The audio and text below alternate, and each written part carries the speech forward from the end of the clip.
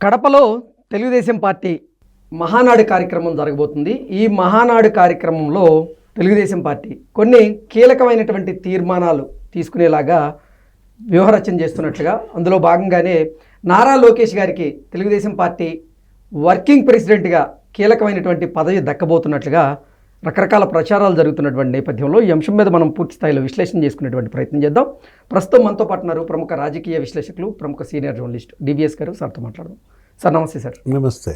నారా లోకేష్ గారికి తెలుగుదేశం పార్టీలో ఇప్పుడు కీలక పదవి దక్కబోతుందని, కడప వేదికగా జరగబోతున్నటువంటి మహానాడు కార్యక్రమంలో తెలుగుదేశం పార్టీ కొన్ని కీలకమైనటువంటి తీర్మానాలు తీసుకోబోతుందని, ఆ తీర్మానాల్లో భాగంగానే నారా లోకేష్ గారికి తెలుగుదేశం పార్టీ వర్కింగ్ ప్రెసిడెంట్గా కీలకమైనటువంటి పదవి ఇవ్వబోతోంది అన్నట్లుగా రకరకాల ప్రచారాలు జరుగుతూ ఉన్నాయి. దీని మీద మీ విశ్లేషణ ఏంటి సార్?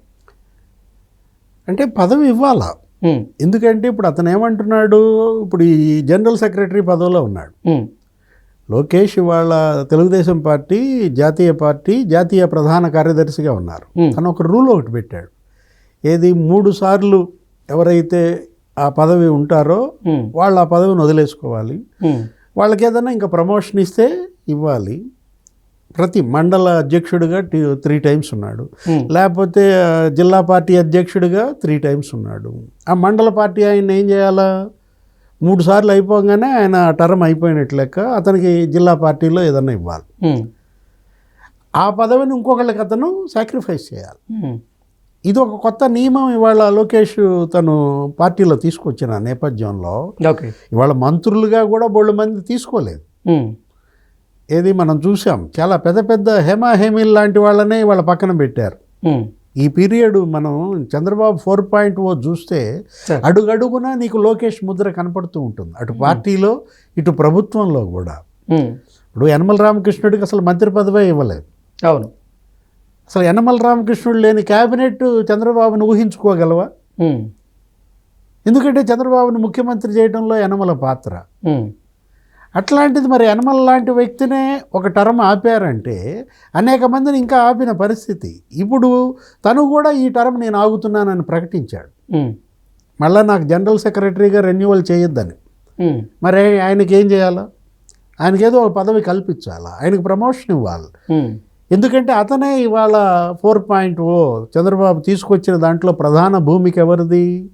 యువగళం పాదయాత్ర. యువగళం పాదయాత్ర మనం చూసాం ఆ రోజు జగన్మోహన్ రెడ్డి దాష్టీకాలు.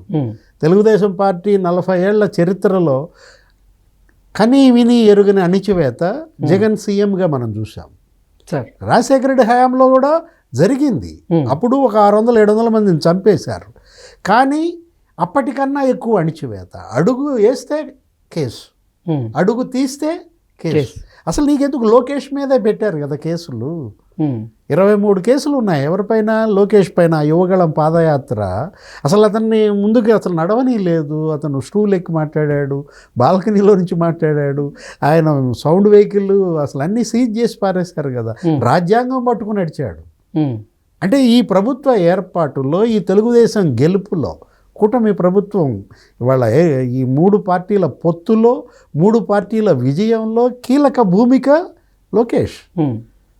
కాబట్టి ఇవాళ ఏది వర్కింగ్ ప్రెసిడెంట్ ఇస్తారా, మరో పదవి ఇస్తారా, అది మరి రేపటి తీర్మానాన్ని బట్టి ఉంటుందన్నమాట.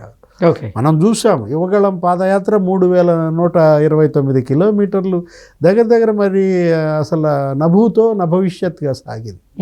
క్షేత్రస్థాయిలో అసలు తెలుగుదేశం పార్టీని బలోపేతం చేయడానికి కూడా అది ఒక దోహదమైంది. అనేక కేసుల్లో వాళ్ళు ఇరుక్కున్నారు.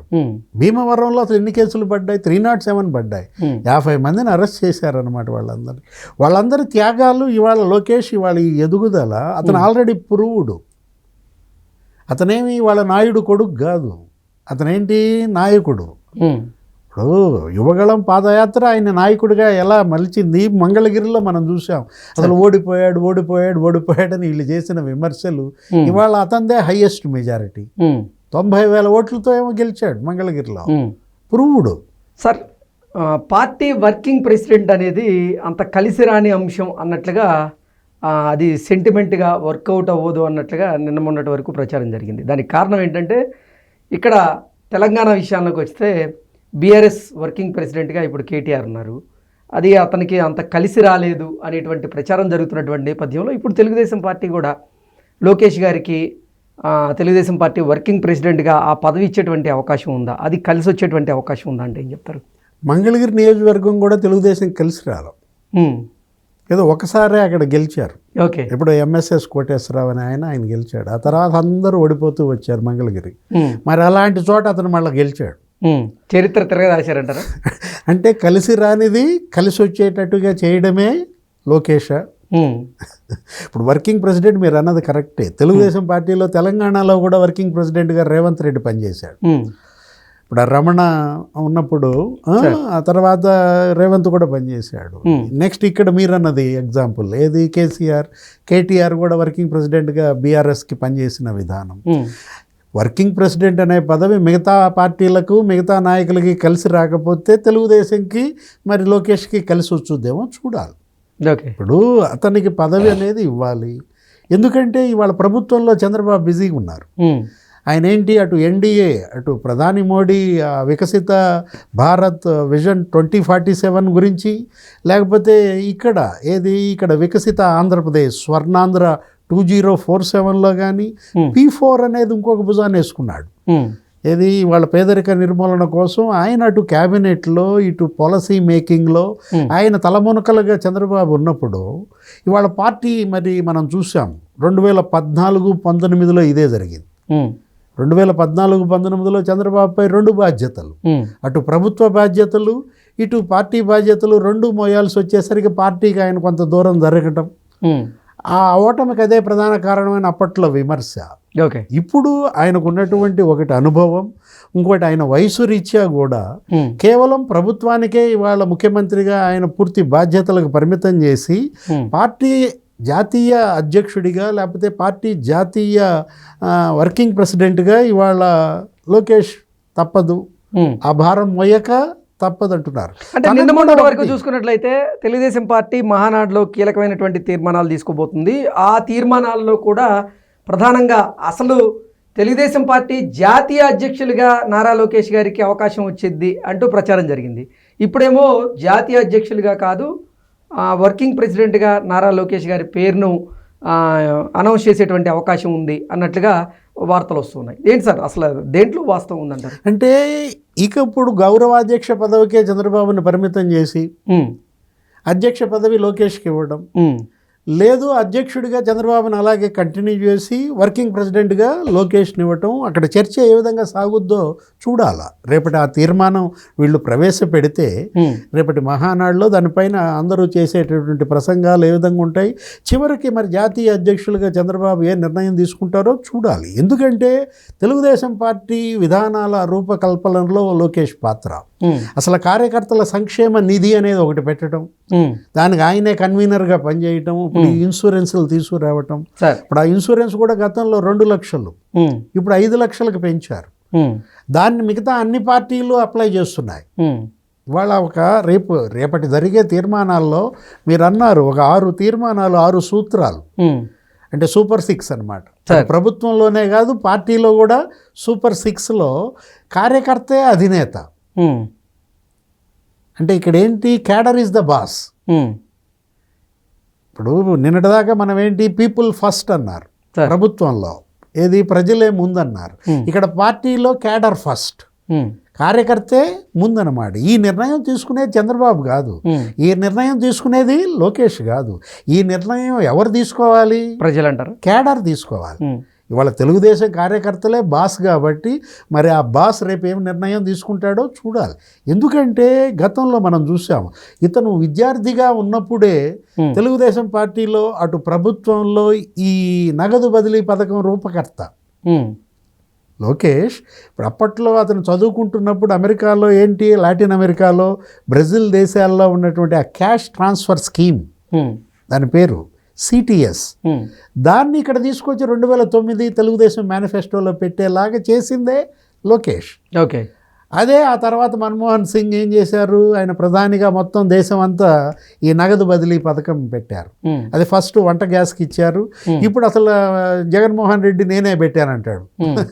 ఏది అదే ఆ నగదు బదిలీ పథకం బటన్ నొక్కారు, 2,70,000 కోట్లు మీ దాంట్లో వేసానంటాడు. ఏది ఆ క్యాష్ ట్రాన్స్ఫర్ స్కీమ్, నగదు బదిలీ పథకం. ఆ రోజు లోకేష్ లాటిన్ అమెరికా, బ్రెజిల్ దేశాల్లో అధ్యయనం చేసి తెలుగుదేశంలో దాన్ని ప్రవేశపెట్టాడు. అతనేంటి అక్కడ నీకు చూసాం మనం, ఏది ఆ స్టాన్ఫర్డ్ యూనివర్సిటీలో MBA, లేకపోతే కార్నెగీ మిలన్ యూనివర్సిటీలో MS, ఇన్ఫర్మేషన్ సైన్సెస్లో MS చేశాడు, వరల్డ్ బ్యాంక్లో పనిచేశాడు. అతను విద్యాధికుడు, అతను ఒక ముఖ్యమంత్రి మనవడు, ఒక ముఖ్యమంత్రి కొడుకు, కానీ నిరాడంబరుడు. అసలు ఎటువంటి డాబు దర్పం లేకుండా ఇప్పుడు నువ్వు వెళ్ళావనుకో అన్నా అంటాడు, చెప్పన్నా అంటాడు. అసలు నువ్వే బెతరపోతావు. ఏంటి ఆయన ఏంటి నన్ను అన్న అని పిలవడం ఏంటి? అసలు నోరు తెరిస్తే అన్న అని తప్ప ఆయన ఎవరిని ఇంకో రకంగా పిలవడు అనమాట. అసలు పసిపిల్లలతో అతనికి ఉన్నటువంటి అనుబంధం మీరు యువగళలో చూసుంటారు. దేవుడి రూపాలు అంటారు, ఏది పసిబిడ్డలు. అవును, అసలు మామూలుగా జగన్మోహన్ రెడ్డి ఎత్తుకుంటే బేరుమని ఏడుస్తారు ఊగబట్టి, ఏదో దెయ్యాన్ని చూసినట్టుగా. అదే ప్రతి పసిబిడ్డ లోకేష్ని చూస్తే ఎలా ఉంటుంది? అసలు పిల్లలతో ఎట్లా ఆడుకుంటాడు, పిల్లలు లోకేష్తో ఎలా ఆడుకుంటారు, మనం అనేక వీడియోలు చూసిన దీంట్లో ఇవాళ లోకేషే తెలుగుదేశం, తెలుగుదేశమే లోకేష్. రేపటి మహానాడు లోకేష్ నాడా? రేపటి మహానాడు దిశానిర్దేశం ఎలా ఉంటుందంటే ఒక రకంగా ఇక మరో 40 ఏళ్ల పాటు తెలుగుదేశం పార్టీ జెండా మోసే పరిస్థితి. ఇది ఈ మహానాడు, ఇది ఒక చారిత్రాత్మక మహానాడుగా చూడాలి. తెలుగుదేశం 43 ఏళ్ల ప్రస్థానంలో ఈ మహానాడు, ఏది చంద్రబాబు 4.0 మహానాడు, 30 ఏళ్లుగా ఆయన పార్టీ అధ్యక్షుడి బాధ్యతలు నిర్వర్తిస్తున్నాడు. మరి ఇంకా ఆయన పైన పార్టీ బాధ్యతలు మోపడం అది భావ్యం కాదనమాట. కాబట్టి పార్టీ అధ్యక్ష పదవే లోకేష్ చేపడతాడా, లేదు మీరన్నట్టు వర్కింగ్ ప్రెసిడెంట్ పదవి చేపడతాడా? ఏదైనా జనరల్ సెక్రటరీగా మాత్రం ఉండడు. ఎందుకంటే అది ఆయన పెట్టిన రూల్. 3 టర్మ్స్ అయిపోయింది కాబట్టి ఆయన వైదొలగడం ఖాయం. వైదొలుగుతున్నాడు జాతీయ ప్రధాన కార్యదర్శిగా. మరి అభిషిక్తుడవుతున్నాడు అధ్యక్షుడిగానా, లేకపోతే కార్యనిర్వాహక అధ్యక్షుడిగానా? ఇంకా 2 రోజుల్లో తేలిపోతుంది. Okay sir, thank you so much.